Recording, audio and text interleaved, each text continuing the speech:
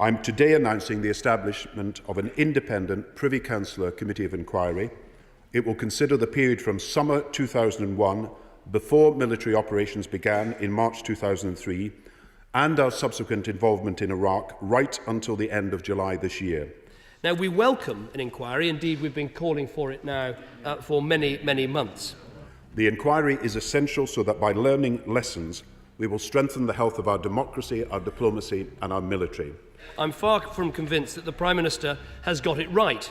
The whole point of having an inquiry is it's got to be able to make clear recommendations, to go wherever the evidence leads, to establish the full truth, and to make sure the right lessons are learned. And it's got to do so in a way that builds public confidence. Isn't there a danger that what the Prime Minister has announced today won't achieve those objections?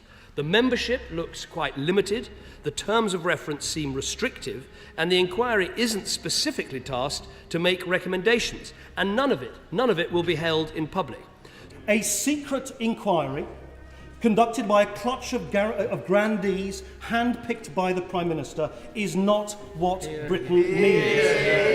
Mr. Speaker, a proper inquiry must include a range of members, including senior politicians. The report should be as comprehensive as is possible. The purpose of an inquiry is not just to produce a set of conclusions. It needs to have the freedom to range widely and to speak frankly. Allow the people of Britain to come to terms with a mistake made in their name. Its terms of reference must be debated properly in a democracy like ours. In other words, all but the most sensitive of information should be something that is reported to the House of Commons. The government, Mr. Speaker, must not be allowed to close the book on this war as it opened it, in secrecy.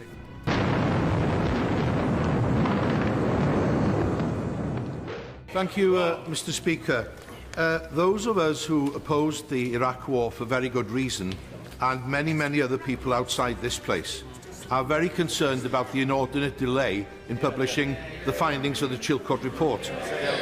Can I ask the Prime Minister, please, where did this bizarre notion come from that if it's not published before the end of February, we can't see it until after the election? What about the month of March? Well, in many ways, I share the Right Honourable Gentleman's frustration in that, I would love this report to have come out already. And indeed, he and I voted together against the last Labour government over and over again, saying, please, can you get on and set up the independent inquiry that's needed? And if they'd got on and set up the independent inquiry, it would have been published, debated and dealt with by now. So I find it immensely frustrating, but it is not a matter for me. I am not able to order the publication of this report. It is independent. It is up to Sir John Chilcot about when he publishes his report. He will make the decision, not me.